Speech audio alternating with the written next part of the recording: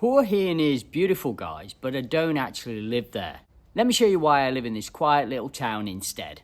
I made a lot of videos about Hua Hin, and it has amazing beaches, a great expat community and retiree there, and lots of activities to do there, and I know it very, very well. But it's not the only option for retirees in Thailand. Why do I live in this area then? Well, it's a very quiet area. The lifestyle, it suits me at the moment. I'm not looking for somewhere very, very hectic. It's very near Bangkok, which is good for me at the moment.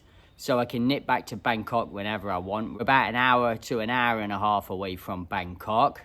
I can get to Ceylon within about an hour. But it feels like I'm completely out in the countryside here. It's definitely cheaper than, central Hua Hin or Bangkok especially. So I get good value for money living here. There's definitely less tourists. I mean, there generally is no one. I got one foreigner living on this estate here. But, I generally don't see many in this area. There's a lot less traffic, even though people here can't drive very well. But that's another story. So there's some of the reasons I like living here. I mean, the cost comparison to somewhere like Bangkok or Hua Hin is quite different. It is very, very cheap out here. This house here cost me 2.1 million baht. And my bills are pretty much the same, but the cost of living around here, I say our house value was good. It was difficult to actually rent around this area because there aren't many people renting. Most people buy their own properties out here, guys. There's a few different, condos to rent and apartments to rent, but it's very limited. And houses which allow dogs was virtually zero. That's something to be aware of if you were coming out to a place like this. Local transportation around here, there is a bus station in Samut Songkhram town centre, which go back to Bangkok regularly, Ekamai bus station, Morchip bus station, and they go down to Hua Hin regularly. So you can get about. Now in the city, there's tuk-tuk, songtaos, motorbike taxis a little bit, but most people living in this area would use their own transport. Like myself, I have a truck and a car, and we use both to get around, to be honest, guys. And this is the best way to get around when you're living in a place like this. I wouldn't really want, outside of here. I can get a songtao to the local town here, but like my son does. One of my sons gets a songtao to school, but it's a bit of effort. Sometimes he misses it and there's no other songtaos and I have to go pick him up from school. So, it is an option, but it is a bit limiting in this area. I think food prices are very reasonable around here. There is a little touristy spot around this area, and it's the train market. And if you go down there any day when the trains are coming through, it's absolutely packed with tourists coming from Bangkok and other areas, just coming here for day trips. So that area is very, very touristy and very expensive little in that area. It's not too bad, but prices are a bit inflated around that area. Someone tried to charge me 100 baht for some bananas a few weeks ago, and I was like, oh my God, that is ridiculous. Like bananas are 20 baht or 30. Bananas are like 20 to 30 baht, especially around here, the two a penny. Most people just grow them in our garden like we do here. So you've got to be careful of that living in these areas. So you have got the train market, which is a very touristy area. And there's also the floating markets of Samut Songkhram, which are very, very famous. And we went the other week. I'll show you now on the screen. I took my brother there. It was fantastic. Yeah, lovely place. You can go on boat rides and it's a brilliant area. But, some of the prices are a little bit more than they would be in a normal area, but you kind of expect that because it's a big tourist destination there. We also went to the coast. They have got a coastline here, but there's no kind of beaches there.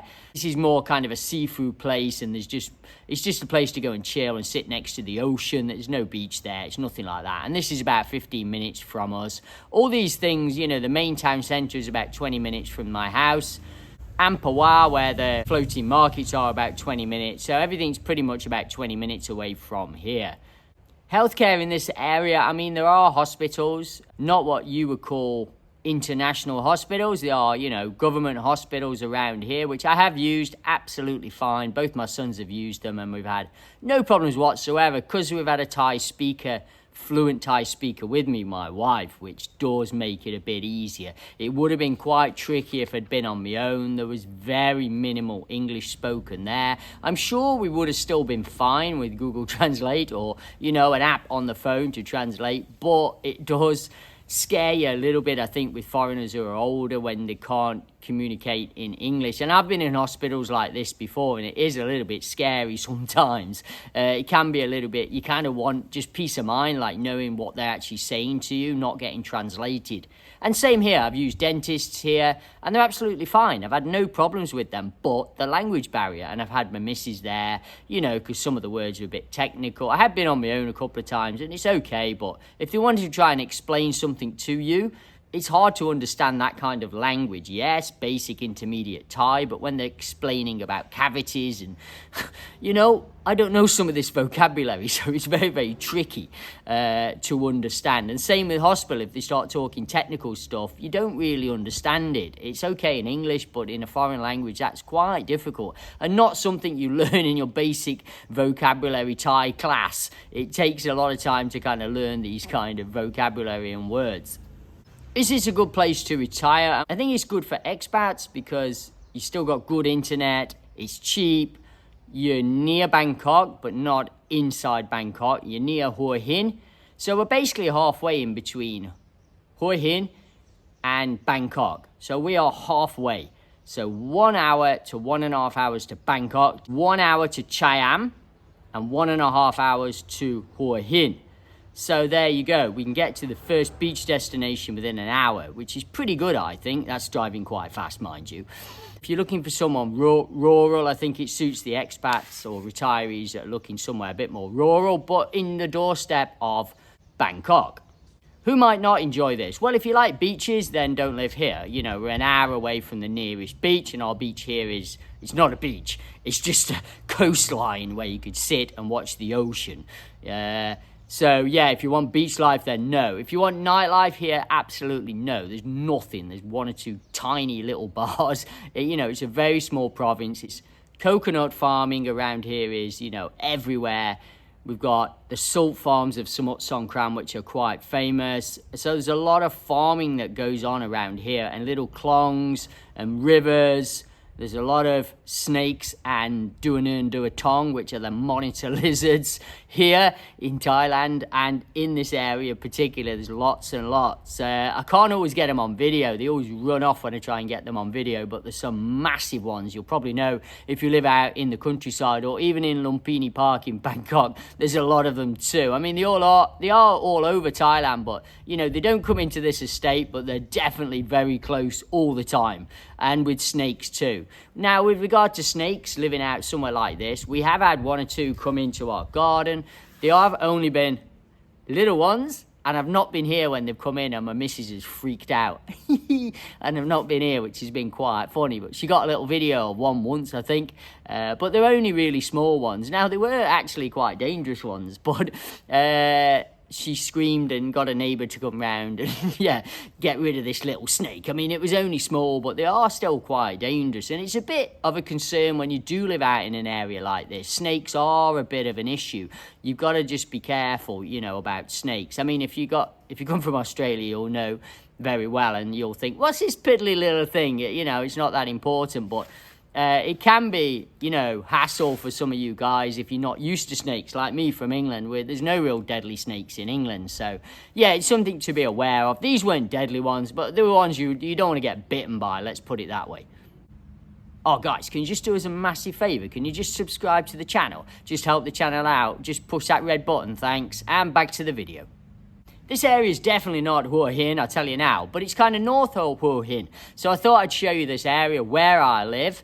There is another big reason why I live here, and that's, you know, my missus actually got promotion when we lived in Bangkok, and we decided to come out here because the promotion was placed out here. So that's another big reason why I'm living here. I wouldn't have probably chose this area initially, and now I kind of lived here 3 years now, so I'm kind of, quite settled in this area. I kind of like it for me at the moment because of, I like to go back to Bangkok quite regularly for filming, for business. And if you think Hua Hin's only an hour and a half south of here, so we can get south quite easy. If we want to go to the beach for the weekend, we can quite easily. Now, living somewhere like this is a bit of hassle to get over to Pattaya. We have to go via Bangkok or just south of Bangkok and round.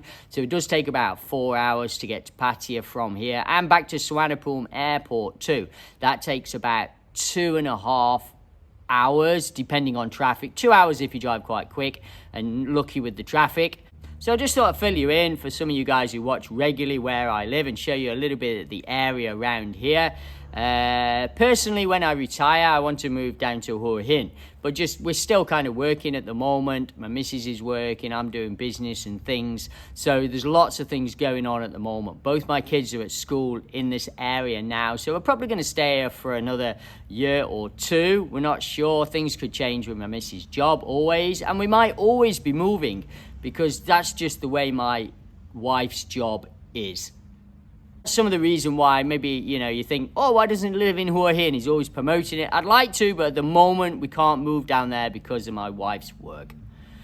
Okay, guys, I hope this helps you out. It's another option for you if you're thinking about looking north of Hua Hin instead of south like we did on the other video a few days ago, guys. So it's another option for you. Hope you enjoyed today's video, guys, and thanks for watching.